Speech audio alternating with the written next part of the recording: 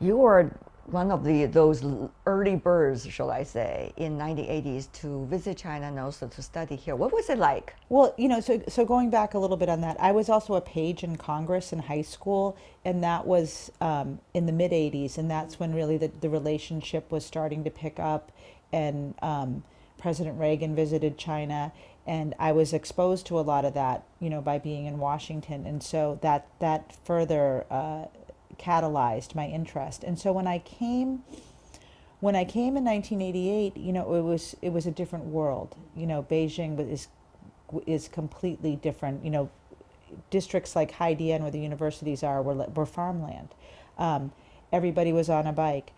When I wanted to call home, I had to get in line, to use a telephone, dialing a telephone once a week. But what really I found incredible, whether it was in the music, whether it was in the arts, whether it was in people setting up a stock exchange, whether the doctors I met, everybody had kind of a mission to make things better. It was, and weren't afraid to try things. And it wasn't about making money. It wasn't about any kind of agenda. It was about an opportunity. It was like one arm was out of the straitjacket and people were embracing it and trying things because they could. And it was really one of the most hopeful, optimistic experiences I've ever had in my entire life. And the kindness that was displayed to me by, I had some friends, some family friends of ours who had some friends here in Beijing who embraced me immediately. Ironically, one of the first places that I visited, this was a cold, wintry day in the winter of 1989. I was asked to be an extra at a film at Beijing Film Studio. Little did I know that I would end up spending much time over the years in my In your work, career. in my career at Beijing Film Studio. And so that was really, the beginning for me. But again, what made it, why I had to come back. I was supposed to go to law school. Why I had to come back, and I did a fellowship through Princeton in Asia, was because I just couldn't get enough. It was really a powerful, transformative experience that changed my life. But now, of course, when we look at the legacy, for example, of President Carter and his generation, compared to the situation we are facing now today, Dede, how would you compare, first of all? And secondly, what might be the best move for all of us, our generation, at this time? Throughout, I would say, the late 80s, early 90s until 2015, 2012, 15, the relationship was always building. I mean, it was always about building. The U.S. was very supportive of China entering the WTO. Companies were coming in. Companies were seeing the opportunity. China's economic development coincided with a huge technology revolution in the world without some of the legacy foundations that the Western countries had to grapple with in terms of creating new systems and building new systems. So I really think those two pieces both spurred China's development. When I look at the situation today, I'm very, very concerned. There are so many areas where it's essential that we cooperate, whether it's AI, climate, AI security, climate, healthcare. There are enormous opportunities. There are so many opportunities where both sides could benefit, and we seem to be stuck at the moment. And again, I believe this is the most consequential relationship of the 21st century, and I think it's really important right now for both the United States and China to take stock at what is possible and how to fix this relationship. If you focus on the problems get bigger. If you focus on the solutions get bigger. And I feel like with a lot of the issues that are there, they're exacerbated, and the media coverage is focused on a certain set of issues, which in fact are not the most important issues. Well, you yourself work in the media, I mean, you have been instrumental in bridging the two sides together in producing some of the most impressive films, co-production between Hollywood and China, and uh, and now that mission is still going on. So, Dede, if I could ask for, what do you think went wrong? When I started working with Warner Brothers in the 90s, we were the first company releasing movies on a revenue sharing basis. The market was small, it was just opening. And then as theaters, as cinemas were built and developed in China, the market grew and grew. Local filmmakers emerged. There were co-productions. When I was running Miramax Asia, we made Kill Bill in China. Yeah. We did Hero with Zhang Yimou, which was the second highest, still today is the second highest grossing foreign language movie in history. We were doing numerous. We did The Touch with Michelle Yeoh. It was really building, and the numbers were, the box office was growing in China for both domestic and foreign movies. By the time I was at Sony, 2011 and 12, we were, with a lot of our films, we were making equivalent revenues to those in the United States. The box office had grown so much, and there was such a demand for U.S. content. And I think almost every studio at that time had some kind of co-financing arrangement with China. So China was actually funding the production of U.S. content, not just co-productions, but through slate financing deals. And it was a huge, vital relationship. Now, I think what happened there was some of those deals didn't really work financially. The other thing that happened is that as the platforms have grown globally, local content has become more popular than American content. So you see that in Korea, you certainly see that in China, you see that in various territories around the world. And so I think that has also rebalanced how U.S. companies prioritize China. There's room for some strategic partnerships. If we can get the bigger relationship back on track, there's room for strategic partnerships between the Chinese platforms and the global platforms to bring Chinese content to the world.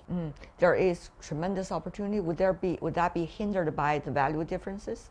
Good storytelling is good storytelling, and I believe that if you look at the popularity of Hong Kong cinema in the world going back to the 80s and 90s, and the success that we had, in the early 2000s with Chinese movies releasing them outside of China, I really think good storytelling is good storytelling. I believe that we as people are more alike than we are different. Or Master Wukong recently. Master Wukong is a great example of a video game that's taken off globally.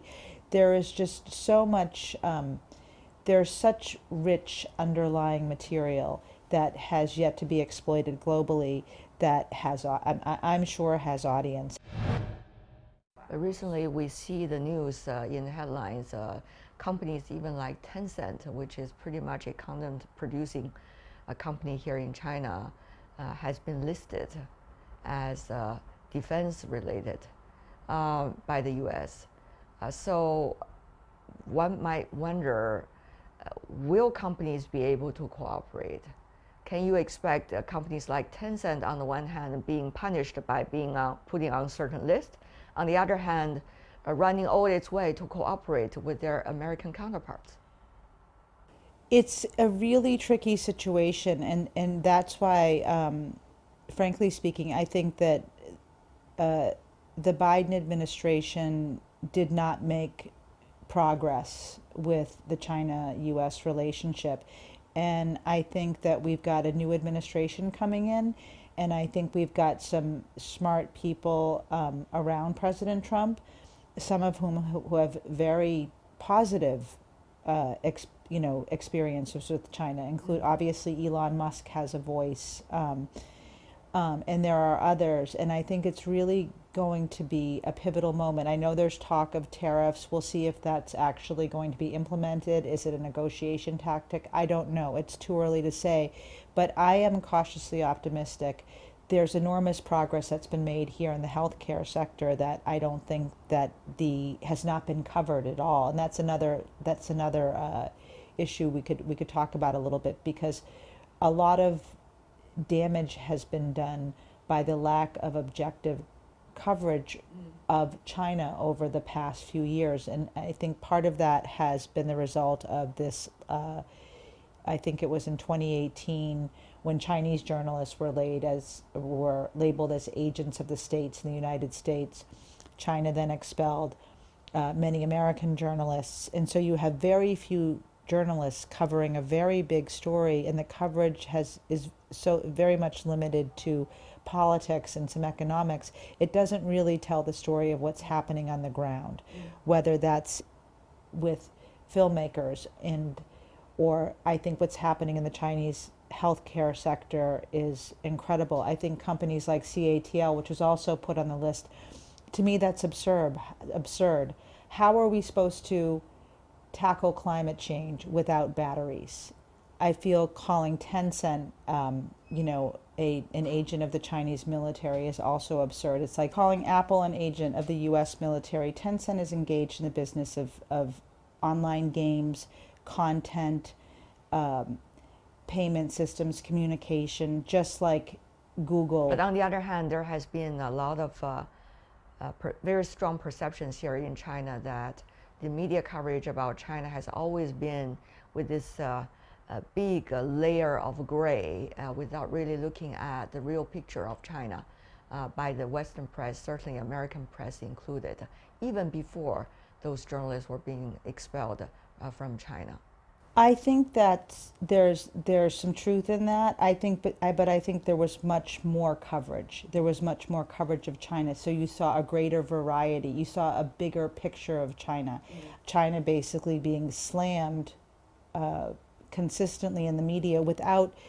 Look at the relationship is competitive. The relationship has its issues. The issues need to be solved. We need to get back to business, and we also need to look at perceptions on both sides. That on the U.S. coverage of China, it's narrow, it's limited, it doesn't at all reflect the truth of what is going on. But people will say, Dede, you're biased. I mean, after all, you lived in China for decades. You even have a Chinese family, which you're very proud of. So what you're seeing in China may be very biased compared to how Washington today and other Americans would. I don't think so. I think I'm a pretty objective person, and again, I see the issues on both sides. I see also the extraordinary work that people are doing on both sides in each of the countries. I just see a lot more negative media coverage of China, particularly during the COVID period, particularly as the relationship has declined to the extent that it has, and not enough about what people are actually doing, how people are actually living. Your words should be really listened to, because you also live in the family with legends of China's diplomacy. My father-in-law, Huang Hua, was the Minister of Foreign Affairs. He was China's first representative to the United Nations, and he was an extraordinary bridge builder.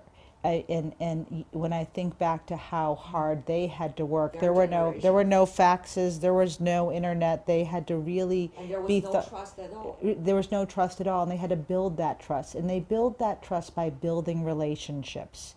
My mother-in-law, too, was also a diplomat and very much involved. And when you look at the relationships between, on the U.S. side, with whether it was President Carter or President Bush or Al Haig or these diplomats and leaders who really did groundbreaking work, and the effort and the sacrifice they had to make to do that, I think we have to go back and take a look at that and see how we can, of course we have to address trade issues, of course we have to address security issues. I'm not saying that we don't, but we have to get to the table, and you can approach if you focus on the problem gets bigger. If you focus on the solution gets bigger. We can approach this relationship with a clenched fist, or we can approach it with an open hand. And I think both sides have been approaching it with a clenched fist, and it's time to open our hands a little bit.